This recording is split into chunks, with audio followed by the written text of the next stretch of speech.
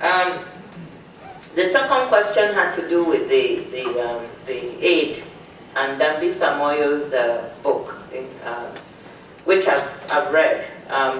You know, and the point is that here's a young African who's done something, and she makes some very good points. But I think what happens when you do some of these things, or among economists, is that, you know, you always, sometimes there's a tendency to go from one extreme or the other. You know, if life were that simple, that is it's one thing or the other, then we would be able to solve a lot of problems. The reality about life is that it's not neither one. It's always a trade-off. It's always balancing. And that's what I would say. She does make good points. It's not only about aid. And I've made precisely those same points, those of you who've listened to my talk. I don't think Africa wants to be a continent of aid. That's not what we're about. You know, I think we're about the fact that we have the resources on that continent to do things ourselves. And it's because we have not put in place the right policies. Sometimes we don't have the right leaders, you know, who can give the leadership needed. That's why we're not doing well. So we should not be thinking of ourselves. And so I see aid as part of the wheel, as part of what we need to get things going.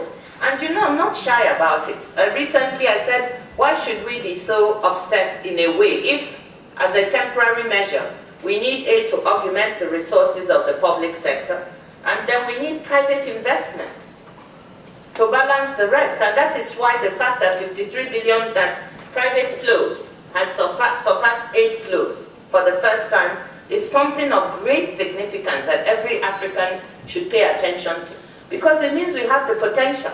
If we keep up this kind of performance, very soon aid will become less and less relevant. But until it does, I think we need aid to supplement resources for the public sector to do the things that the private sector will not do. Private sector is not going to build rural roads. Even in this country, the public sector they have a rural electrification board or scheme whereby people don't know that electricity provision in many rural parts of America is subsidized by the government. Because there's a market failure there. The private sector will not provide it.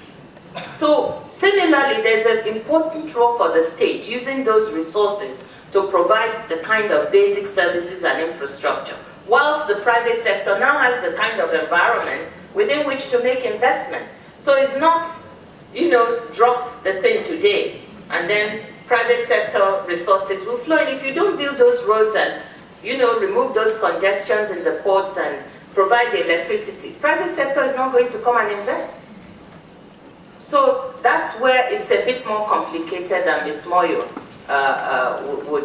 has painted in her book. But if she's trying to make the point that we should also be looking at other resources in order to make balance out our growth and investment, I think that's a good point. So I would like to hear your views on the matter, but that's what I think. Well, you can share them for 2 minutes. What do you think? Quite frankly, I haven't read the book, but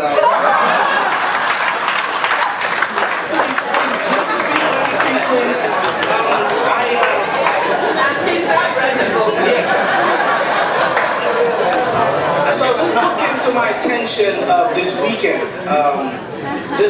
attention this weekend. There was an excerpt on the Wall Street Journal.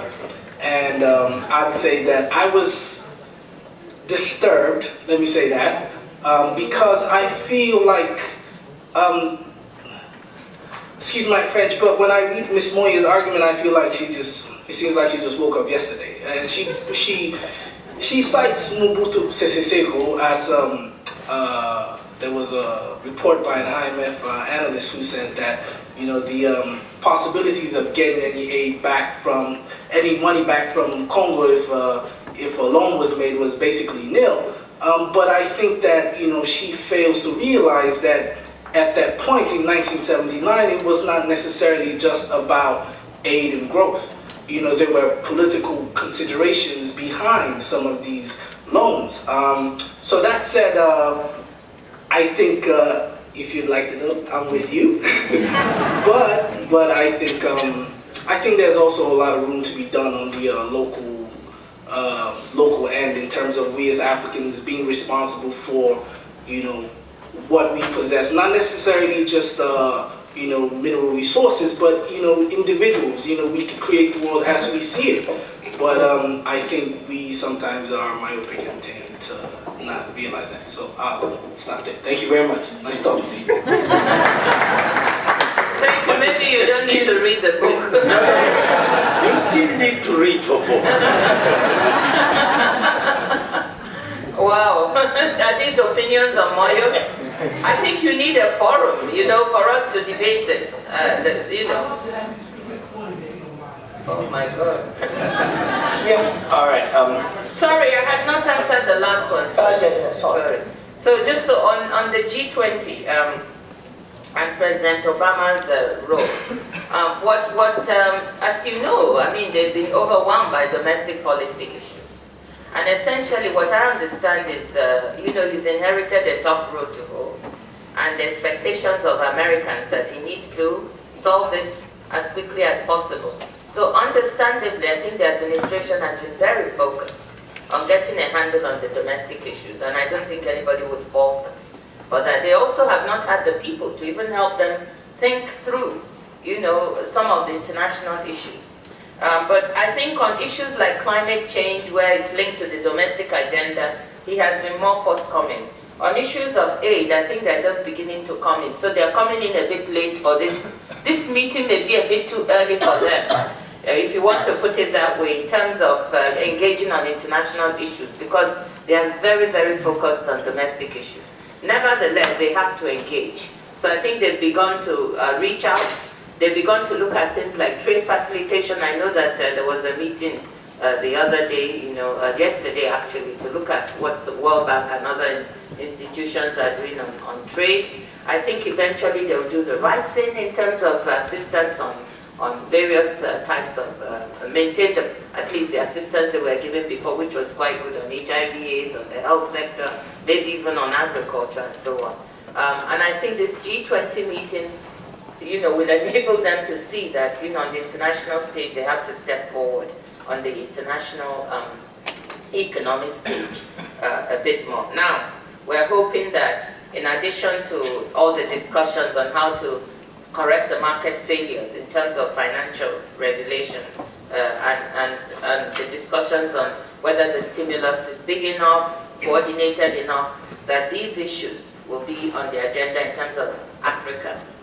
They've asked the Africans, as you know, Gordon Brown is extremely good on issues of Africa, extremely focused. He invited a few African presidents and finance ministers to come together to produce, their thoughts as an input, because there's a whole issue of voice, the lack of voice of people from developing countries in these fora. And I was quoted last week in Tanzania saying that, if our voice is not heard, we should create our own G20 and invite them. So that was. So I'm hoping that it's a good sign. There's a report by the Africans stating what it is they want them to focus on. Many of the issues I mentioned have been mentioned by this, and I think we'll get something out of it.